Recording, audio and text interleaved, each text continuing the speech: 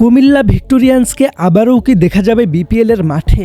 Cricket প্রেমিকদের মনে এখন ঘুরছে এই একটাই প্রশ্ন। 2027 বিপিএলকে সামনে রেখে জোর আলোচনা শুরু হয়েছে দলটির সম্ভাব্য প্রত্যাবর্তন নিয়ে।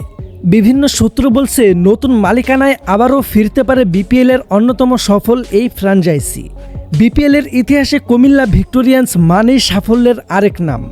একাধিকবার শিরোপা জিতে দলটি তৈরি করেছে আলাদা একটি পরিচয়। তাই গত আসরে কুমিল্লাকে না দেখে অনেক সমর্থকই হতাশ হয়েছিলেন।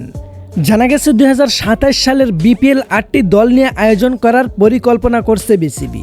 সেই পরিকল্পনার অংশ হিসেবেই পুরনো জনপ্রিয় দলগুলোকে ফিরিয়ে আনার বিষয়টি গুরুত্ব পাচ্ছে। এর মধ্যে কুমিল্লা ভিক্টোরিয়ান্সের নামই সবচেয়ে বেশি আলোচনায় রয়েছে। আরও জানা যাচ্ছে দেশের কয়েকটি বড় ব্যবসায়িক প্রতিষ্ঠান দলটির মালিকানা নিতে আগ্রহ প্রকাশ করেছে। যদি সবকিছু ঠিকঠাক হয় তাহলে সম্পূর্ণ নতুন ব্যবস্থাপনায় মাঠে ফিরতে পারে কুমিল্লা ভিক্টোরিয়ান্স।